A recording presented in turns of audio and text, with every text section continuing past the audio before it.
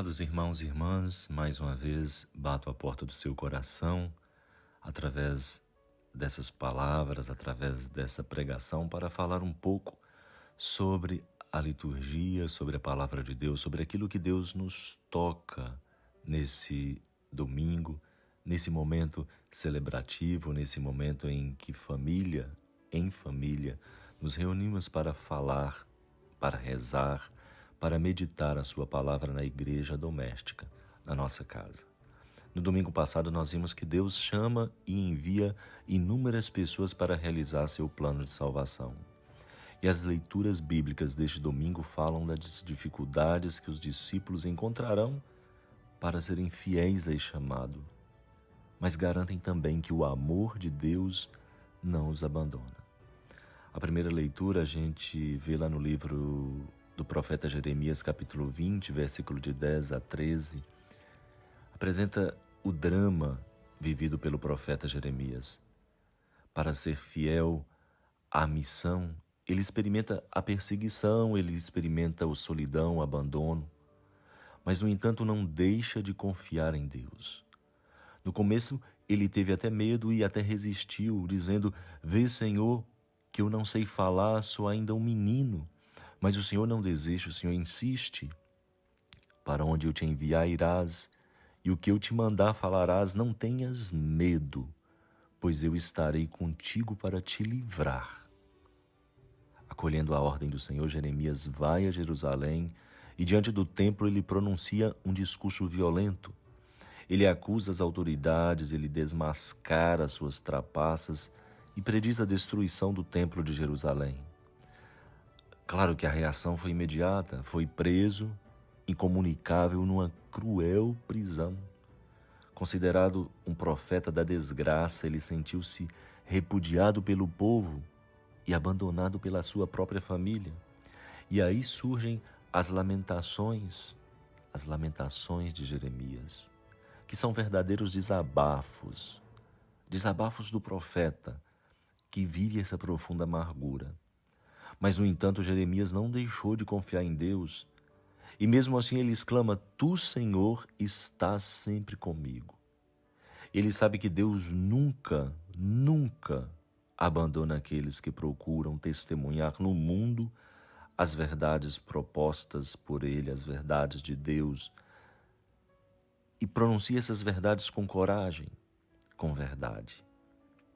E é exatamente assim que Paulo afirma na carta aos Romanos, que para a salvação o essencial não é cumprir a lei de Moisés, mas acolher a oferta de salvação que Deus faz a todos através por Jesus Cristo.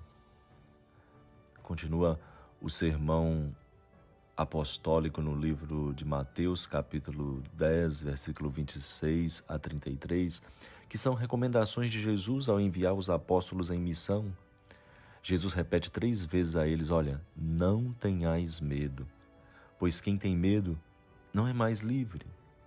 E aponta 3 tipos de medo. Quais são esses 3 tipos de medo? Primeiro, o medo do fracasso, do fiasco.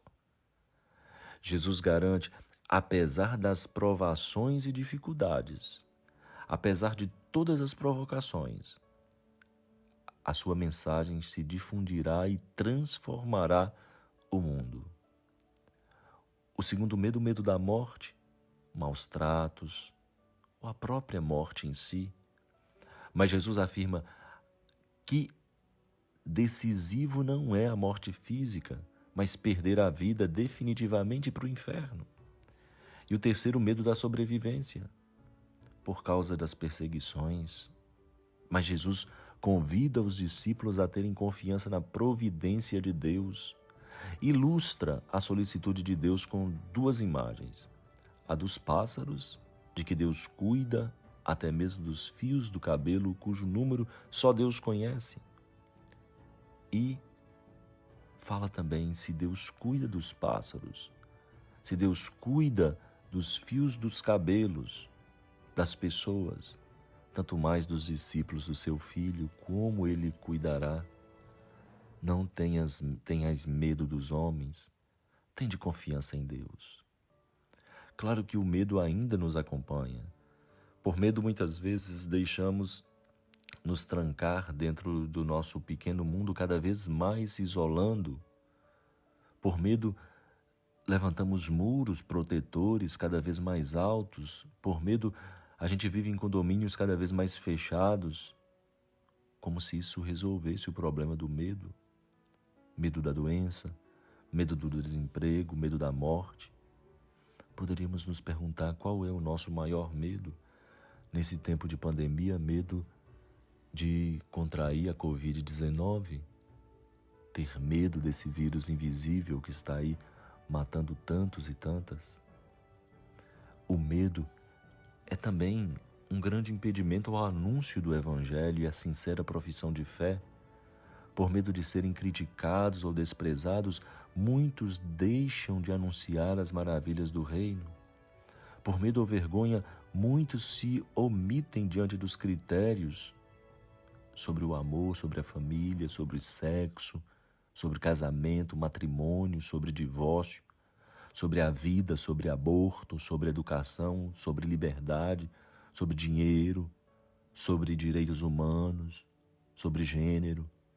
E quando as pessoas da moral cristã são taxados de antiquados, anacrônicos, ficam assustados, confusos, desorientados.